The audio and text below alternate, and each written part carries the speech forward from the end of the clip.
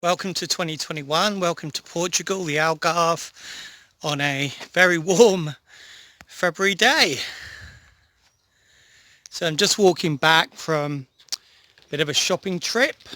We are under lockdown at the moment, but obviously I don't have a car, so I have to walk everywhere, but it's a real pleasure to do that on a day like today. So the video today, I'm just going to talk about my hiking plans for this year that are still somewhat I'm still a bit unsure about what's going to happen, as we all are, but anyway, it's quite amazing that back in England the temperature's barely getting above zero at the moment. Lots of snow where my family lives, but as you can probably tell from here, there's not likely to be any snow coming anytime soon. In fact, I probably doubt it's ever snowed here anyway. But yeah, it's about 19 degrees today, so it's very, very pleasant, the climate here. Good place to be locked down.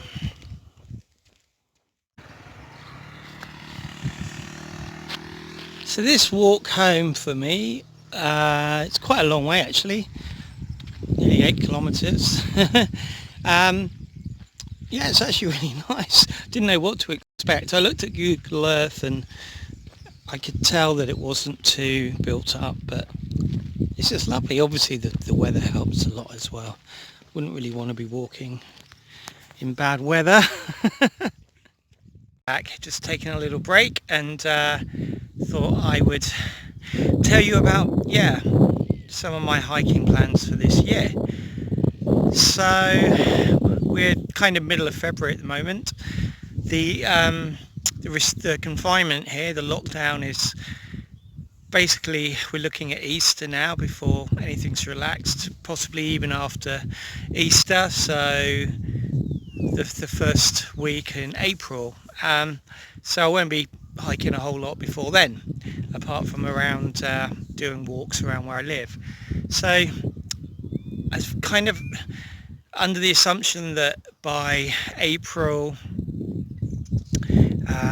basically all the restrictions have lifted, then I hope to do a Camino in Portugal and tackle one that not many people have done. I hardly know anyone who's written about it online, particularly in English, maybe in Portuguese, but there's a central way that starts in Faro, and so that's very near to where I'm staying at the moment, on the coast here in the Algarve.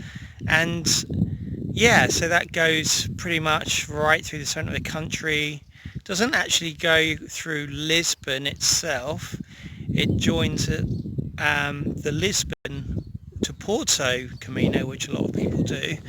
I'd be joining that around Santarém, which is 100 or so kilometres north of Lisbon. So I won't be going into Lisbon itself, but and then really it's a case of seeing, going up to Porto, and then from there it will be probably the traditional way and the central way. I have done that before, but we'll kind of see what's happening in the world. But I guess, I would continue to Santiago and then probably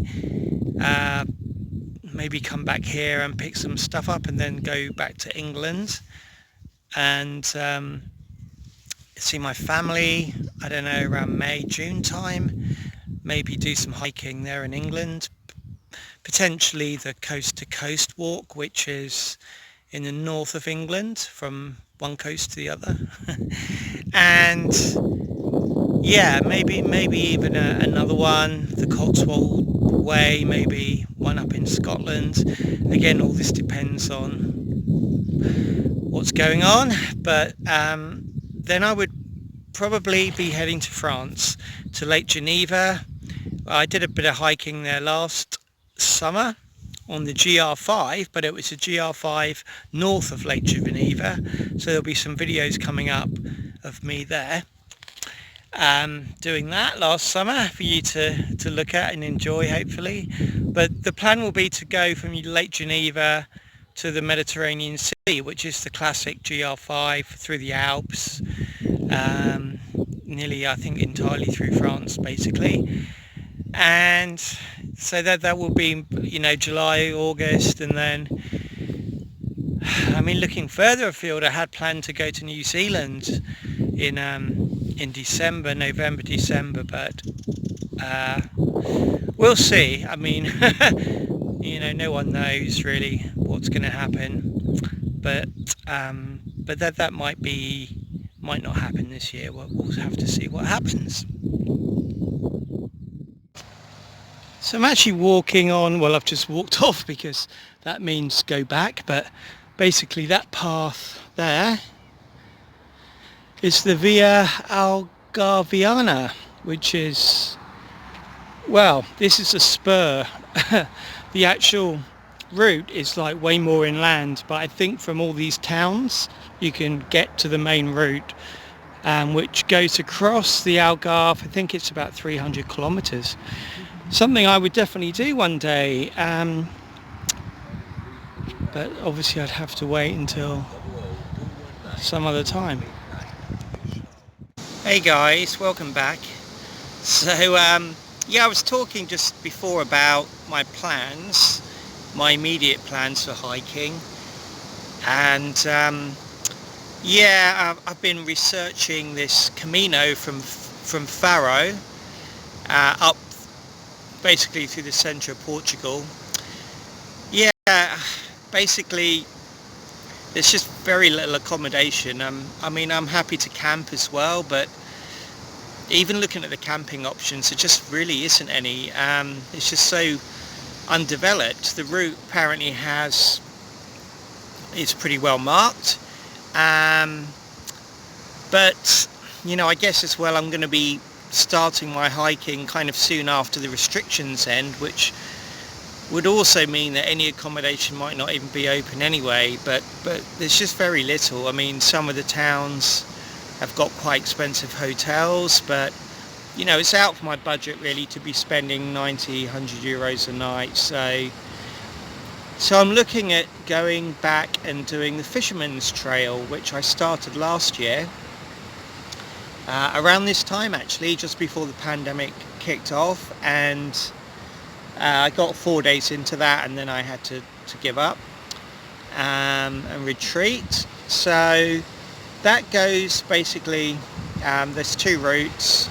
I'll pop a map up somewhere on the screen and you can have a look.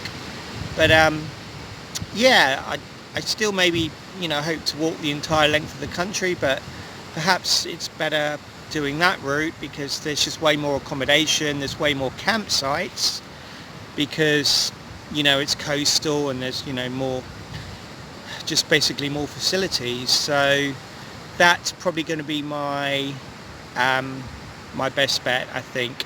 Maybe the Faro Central Camino is just a little too early really to be doing that. Maybe that's one for another year when there's more accommodation anyway.